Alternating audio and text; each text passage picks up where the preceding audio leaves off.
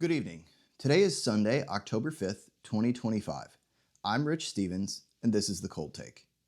What you are about to hear is news from this week taken only from primary sources like press conferences and court documents. You can find sources and attribution for every story at thecoldtake.com. We begin with world news, where Monday, President Donald Trump met with Israeli Prime Minister Benjamin Netanyahu to discuss an end to the war in Gaza. They announced that Israel has agreed to a framework to end the war. The 20-point plan proposed by President Trump includes a ceasefire, return of hostages, and disarming of Gaza. Saturday, Trump indicated that Hamas had responded, that Israel had ceased offensive military operations, and that Hamas must move quickly to prevent a resumption of aggression. In U.S. immigration news, we have a pair of ongoing stories. The Des Moines, Iowa School Board met Tuesday to discuss District Superintendent Ian Roberts. They stated that Roberts had provided a driver license and social security card at the time of his hiring. However, DHS published additional details Friday saying that Roberts was charged in 1996 for possession of narcotics with intent to sell, possession of a forgery instrument, and of a forged instrument in New York. He also had a 2012 reckless driving, unsafe operation, and speeding conviction in Maryland, and weapons charges in 2020 and 2022. He was issued a final order of removal in May of 2024. Detained by ICE last week, Iowa revoked his educator's license, and DHS informed the school district that he is not authorized to work in the U.S. The school board voted 7-0 to accept his resignation. More details are posted on thecoldtake.com.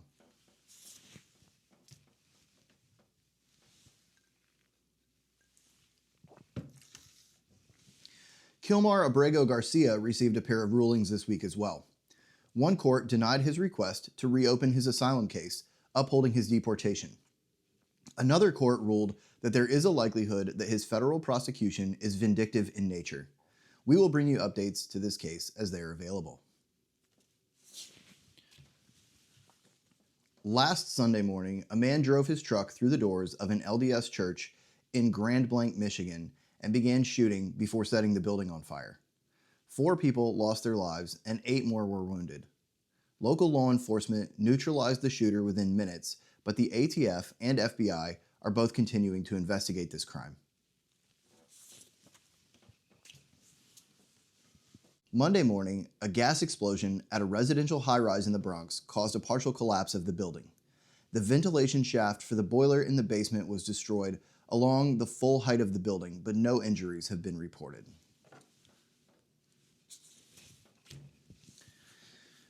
In politics, incumbent New York City Mayor Eric Adams announced that he will not continue his race to remain mayor. The field is now narrowed to Republican candidate Curtis Sliwa, Democratic candidate Zohran Mamdani, and former New York Governor Andrew Cuomo. Mayor Adams' full statement is on thecoldtake.com.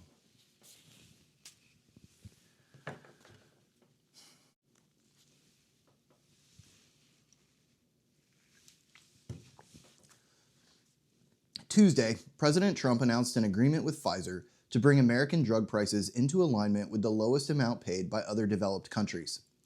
Pfizer has also agreed to participate in a direct-to-consumer website where patients can purchase medication at steep discounts. The website, TrumpRx.com, will launch in early 2026. War Secretary Pete Hegseth spoke Tuesday morning to a group of generals and staff in Quantico, Virginia. The military leadership was gathered from around the world over the last week for this meeting, and Secretary Hegseth spoke about ending DEI and improving standards, saying they must be, quote, uniform, gender neutral, and high. He spoke about fitness standards and grooming standards, saying that all soldiers will be required to pass PT tests twice a year and to shave every day. His overall goal is to form a, quote, cohesive, formidable, and lethal Department of War, saying that this is his duty, consistent with his constitutional oath. Legislators in Washington failed to pass a spending bill Tuesday, triggering a shutdown of the federal government effective at midnight. Wednesday, both Republican and Democratic representatives held press conferences throughout the day to blame the other side. By Wednesday afternoon, they were swapping AI videos of each other. House Speaker Mike Johnson indicated that the House will not hold additional votes next week, instead waiting on the Senate to pass the House funding bill. I don't know, something about a water balloon fight scheduled on the House floor Monday. I can't keep track of it. The Treasury Department announced this week that when the government does reopen, they intend to mint a 250th American birthday $1 coin featuring President Donald Trump.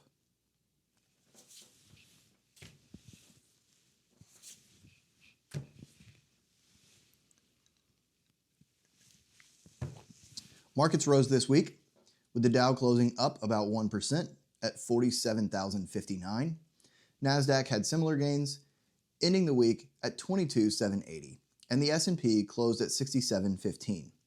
Gold continues to rise, gaining $127 and closing at 38.87. For context, the Dow is up about 3% from the first Friday in September, while gold is up nearly 9%. And moving to sports, this week's Formula One race is in Singapore and will feature the Mercedes of George Russell starting from pole, followed by Max Verstappen, Oscar Piastri, Kimi Antonelli, and Lando Norris in fifth. The Williams pair, who qualified 12th and 13th, were disqualified for a violation of technical regulations and will start in the rear. NCAA. At the Cold Take, we don't have unpopular opinions for people to argue with, but we also don't have popular opinions for people to get behind. So give us a like for choosing facts over followers. Cheers. The first round of the MLB postseason wrapped up earlier this week with LA sweeping Cincinnati, Detroit ousting Cleveland, the Cubs getting past the Padres, and the New York Yankees defeating Boston despite their bullpen collapse in a Game 1 loss. The Yankees traveled to Toronto and once again dropped Game 1, giving up 10 runs and only plating 1. Similarly, the Brewers recorded 9 runs in their win over the Cubs, and the Dodgers managed a comeback win over the Phillies. The Tigers needed 11 innings to take their Game 1 matchup against the Mariners.